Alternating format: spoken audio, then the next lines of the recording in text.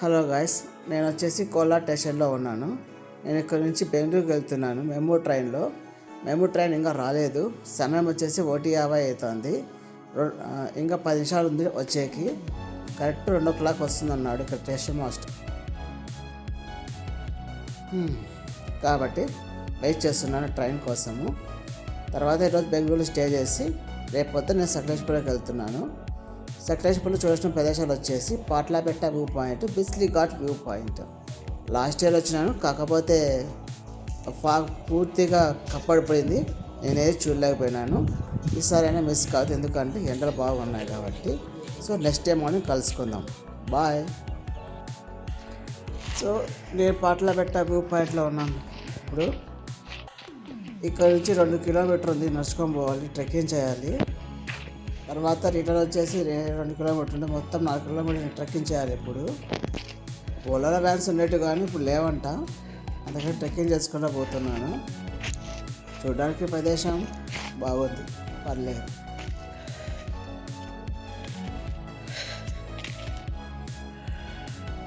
నేను ట్రెక్కింగ్ చేయడానికి చాలా అవస్థ పడాల్సి వస్తుంది, ఎందుకంటే కొంచెం లావు ఉన్నా కాబట్టి తప్పడం లేదు. అయినా కూడా వెళ్తూనే ఉన్నాను, తగ్గేది లేకుండా అనుకోకుండా వెళ్తూనే ఉన్నాను.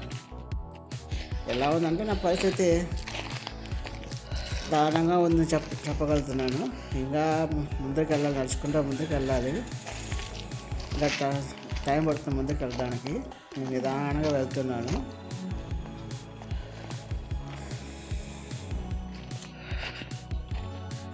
మొత్తానికి కొంచెం దూరం వరకు నడిచాను, ఇంకా కొంచెం దూరం నడచాలి.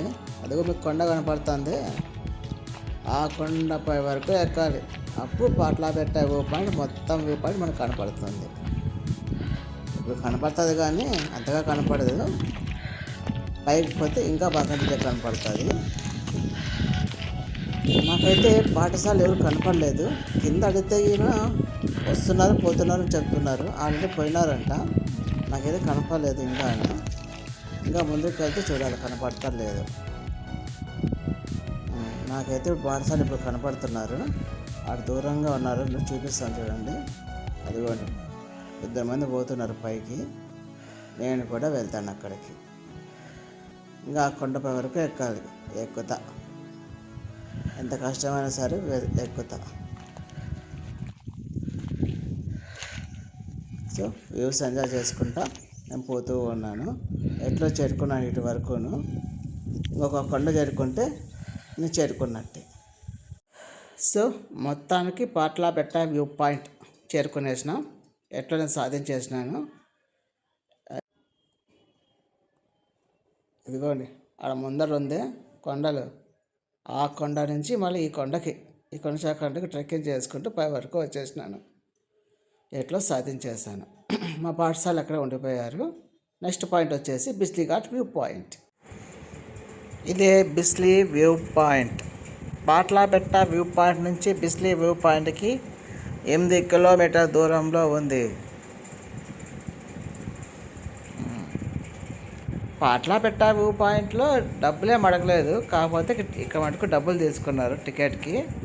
ఇక్కడ టికెట్ కాస్ట్ వచ్చేసి 20 రూపాయలు. ఆడ ముందర ఉందే అవి టాయిలెట్స్ అన్నమాట. మళ్ళీ అక్కడ నుంచి ఒక 500 మీటర్స్ నడిస్తే బిస్లీ వ్యూ పాయింట్ వచ్చేస్తుంది. రండి నాతో పాటు చూద్దాం అది ఎలా ఉందో బిస్లీ వ్యూ పాయింట్. నాకు తెలిసి పొగ మంచు ఉండదు. ఇదే బిస్లీ ఘాట్ వ్యూ పాయింట్. పొగ మంచు అయితే ఏం లేదు, బాగానే కనపడుతోంది. పోయిన ఏడాది ఫుల్ పొగ మంచ, నాకేం కనపడలేదు. ఈసారి అయితే వ్యూస్ బాగా బ్రహ్మాండంగా కనపడుతున్నాయి. ఒక ఏడాది వెయిట్ చేసినందుకు ఫలితం ఇది. ఫలితం ఎట్లో దక్కింది, నేను సంతోషంగా ఉన్నాను. సకలేశ్పూర్ నుంచి ఇది 50 కిలోమీటర్ దూరంలో ఉంటుంది. కొక్కి టెంపుల్ నుంచి 25 కిలోమీటర్ దూరంలో ఉంటుంది. ఇక్కడ మనకి 3 పర్వతాలు కనపడతాయి. ఒకటి కుమార పర్వత పీకు, ఇంకోటి వచ్చేసి పుష్పగిరి పీకు, ఇంకొకటి వచ్చేసి దొడ్డబెట్ట పీక్. ఇలా 3 పర్వతాలు ఇక్కడ కనపడతాయి. అక్కడ కూడా ట్రెక్కింగ్ చేయాలి ఒకసారి వీలైతే. నా ఛానల్ సబ్స్క్రైబ్ చేసుకోండి, మర్చిపోకండి. అట్లా ఎంకరేజ్ చేయండి. ఇంకా మంచి వీడియోస్ పెడతాను.